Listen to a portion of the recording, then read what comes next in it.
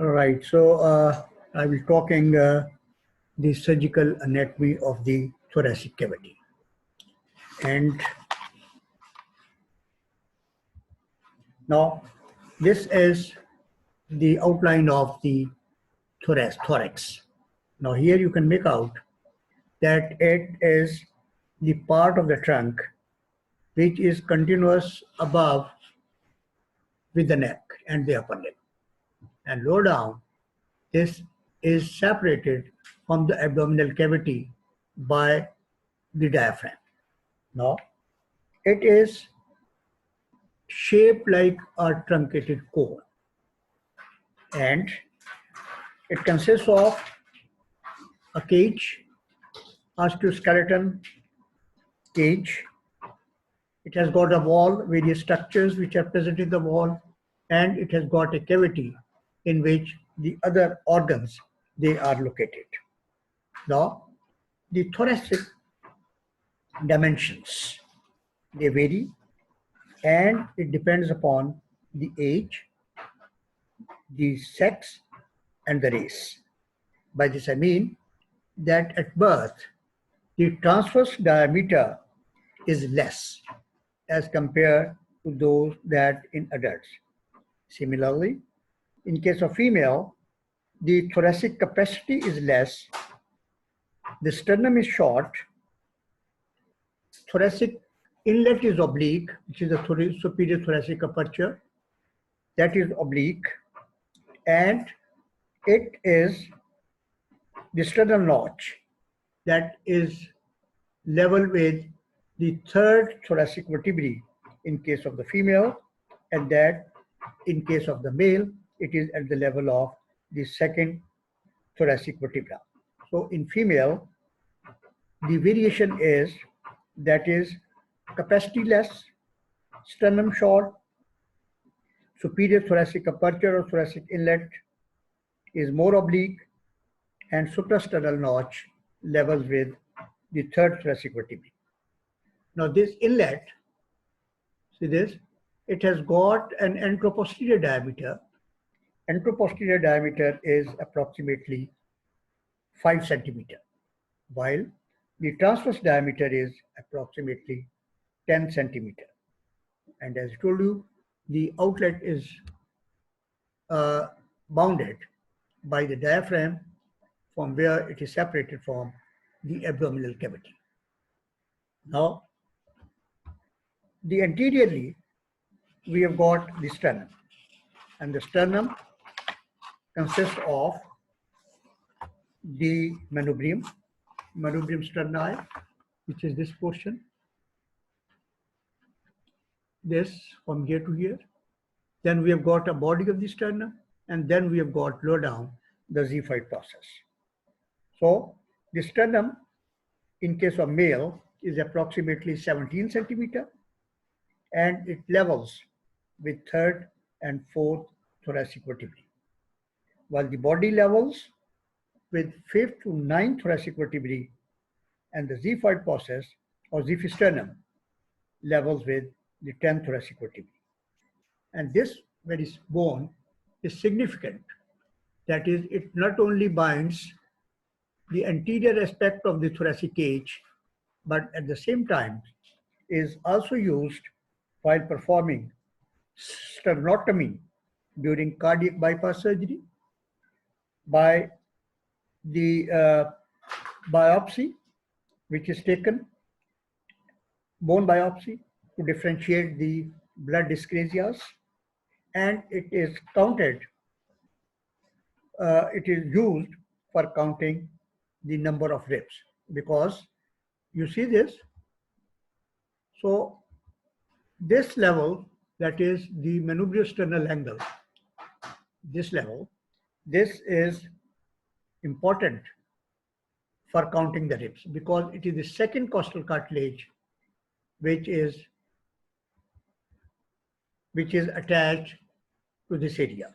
And it is important that here the thoracic inlet, it has got certain important structures. The This is also known as angle of Lewis.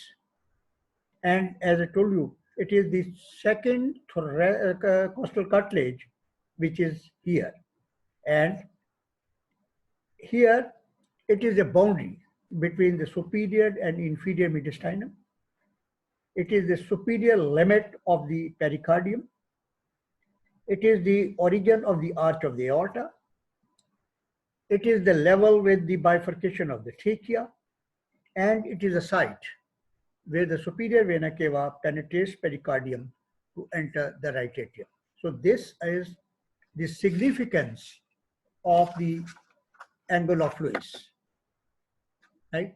So the angle of Lewis is significant. It is not only, as generally is considered, that it is the attachment, it provides the attachment of the site for the attachment of the second costal cartilage. As I told you, it has got an important relation with arch of the aorta, the pulmonary trunk, the boundary zone between superior and inferior mediastinum, the bifurcation of the trachea, and the superior vena cava penetration, the pericardium.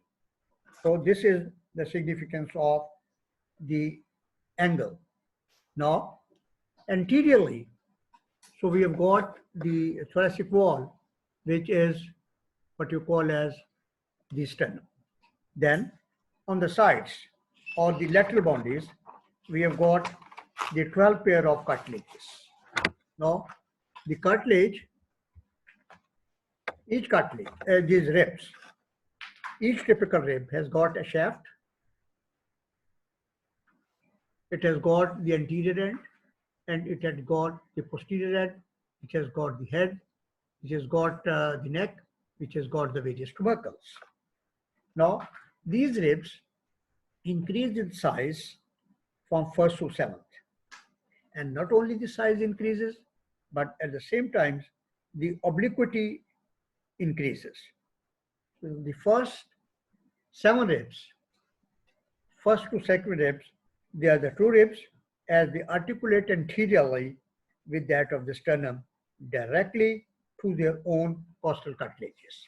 While the 8th, 9th, and 10th, they articulate, as you can see here, they articulate with the side of the sternum through the rib above. And that is why the first 7 ribs, they are termed as the true ribs.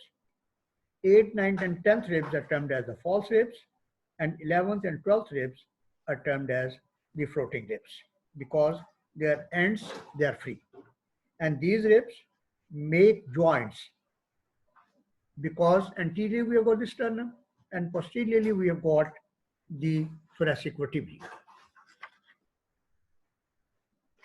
So they make up the joints, and the joints which make up, they are the costotransverse joints, costovertebral joints, interchondral joints, costochondral joints, and these are the joints which are responsible for the changes in the anteroposterior, in the transverse, and vertical diameters of the thoracic dimensions. These ribs, though pliable, but they are frequently broken, and the middle ones are more vulnerable. And when so, the condition, when they are broken at 2 different sides, the condition is termed as the flail chest. And this is important because then we have got the consequences there. Now, so these are the vertebra side view, and there they are articulating with the ribs and making up the joints which are associated with a number of the ligaments, which you can see here. They are the ligaments available here. They are the ligaments. Now, this is again, now when you come to the chest wall which is surrounding the thoracic cavity has got the skin, has got the breast, the muscles, blood vessels, and nerves. The muscles, they are classified into intrinsic muscles and extrinsic muscles. Now, the intrinsic muscles are restricted with the sternum, with the wall. And they are the intercostal muscles, the subcostal muscles, transverse thoracic muscles, levator costarum, serratus posterior superior, serratus posterior inferior.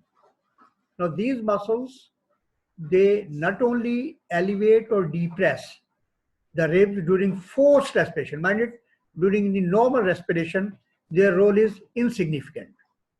And their main role or their primary action is to stiffen the chest wall and prevent paradoxical movements. Then we have got the extrinsic muscle. So these are the muscles which have got one attachment in the thoracic wall, and while the other muscles, other attachment is outside the chest wall. And these are the muscles which connect the chest wall with the neck, with the abdomen, with the back, and with the upper limb. And these includes the scalenii, infrahyoid, sternomastoid, serratus anterior. These are the muscles which are with the neck region. Then we have got the pectoralis major minor. We have got the levator scapulae, deltoid, subscapularis, supraspinatus, infraspinatus, cis major minor. They are connecting the chest wall with that of the upper limb. Then we have got the obliques of the abdomen, external oblique, internal oblique, transversus abdominis, rectus abdominis. They are the structures which are there to connect the chest wall with that of the abdomen. Then we've got the trapezius, latissimus dorsi, etc. They are going to connect it with that of the back. So these are the muscles which have got their own actions where they are present, but at the same time, they play an important role in forced respiration. Then we have got the vascular supply, and the vascular supply includes the arterial supply and the venous drainage. The various vessels which make up or which supply, they are the internal thoracic artery, they are the thoracoacromial artery, that is the lateral thoracic artery, intercostal arteries, thoracodorsal, transverse cervical artery, dorsal scapula, circumflex scapula. Then this is a representation of these various one, that is the aorta giving rise to the intercostal vessels. Then we have got the lateral thoracic artery. And remember, this lateral thoracic artery, the internal thoracic artery, that in the past, the physician used to call it rima and lima, that is right internal mammary artery and the left internal mammary artery. And these were the vessels which are mainly distributing or which are mainly supplying that of the breast. So that is why that is the rima, right internal mammary artery, and left internal mammary artery, which was the past names of the internal thoracic arteries and still used by our senior colleagues. They are the physicians. Then the venous drainage, that is the internal thoracic vein, which ends up in the brachiocephalic, left superior intercostal veins and posterior intercostal veins. So these are the various vessels, and this is a list of this, that. This is the diagram of the chest wall. And as you can see, this is the spinal cord, and this is the vertebrae, and this is the aorta giving rise to the vessels, and these are the muscles which are in the posterior side, and these are the structures which make up the intercostal space and the structure present in it. That is, and then we have got these nerves, but here we can just remember for simplicity that we have got the intercostal nerves, and these intercostal nerves, that means the first and thoracic nerves, spinal nerves, they supply the upper limb and the thoracic limbs. The third to sixth supply the thoracic wall only. 7 to 12 spinal nerves supply the thorax and the abdominal walls, and the 12th thoracic supplies the abdominal wall and the gluteal region. And these nerves may also get entrapped in the various problems like subluxation of the intercondyle joints. It may trap the nerves and result in the pain in the abdomen. Similarly, the dorsal cutaneous nerves here, which are here, these nerves, they can involve, they can where it is penetrating the rectus spinae muscle, and it can result in the numbness and paresthesias. Similarly, these nerves, anterior cutaneous branches, may be trapped while it is piercing the rectus abdominis muscle. So the presentation of or the penetration of the various nerves, they can result in this. Then the lymph drainage. So when we talk about the lymph drainage, then that is the parasternal lymph nodes, intercostal lymph nodes, diaphragmatic lymph nodes, anterior, right lateral, left lateral. But the significant thing is that this is an area which is of interest for a number of medical professionals, like thoracocentesis. It is clinically used for the pleural effusion drainage. Needle thoracocentesis, pericardiocentesis, ECG, thoracotomy, which could be posterolateral, anterolateral, and transverse. Thoracoscopy, dislocation of the ribs, sleeping rib syndrome, flail chest. So there are a number of issues which are there. The herniation of the intervertebral discs, herpes zoster, chest tube insertion, nerve block, thoracic outlet syndrome. So all these are the areas, or all these investigations, the thorax can be a tool for this. Similarly, another structure which is here is the breast. So this carcinoma, that is again falls under the heading of the chest wall or surgical anatomy of the chest wall. Now, this is a serious problem, and of course, a large number of people suffer from this problem, that is the carcinoma of the breast, and the mortality is high, very high. So diagnosis is made by a number of ways: mammography, ultrasonography, biopsy, X-ray chest, CTs, MRIs, etc. and etc. And this is an area which is of interest for the surgeons, for the chemotherapy, for the radiotherapy, and generally the plan is that is the you perform lumpectomy or remove the carcinoma. It may be followed by the chemotherapy or radiotherapy, or may not be followed by this, or even it is the clearance, axillary clearance.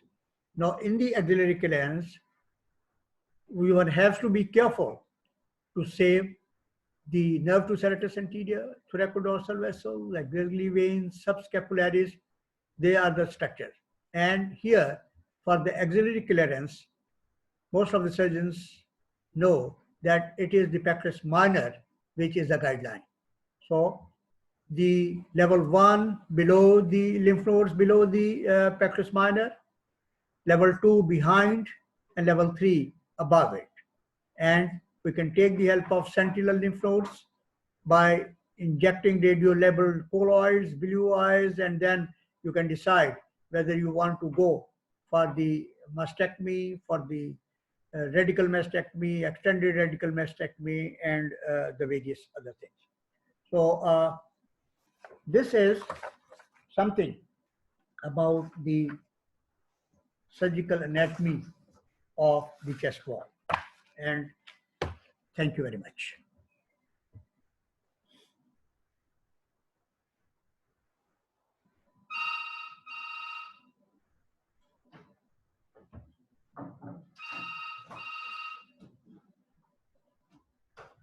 एक minute और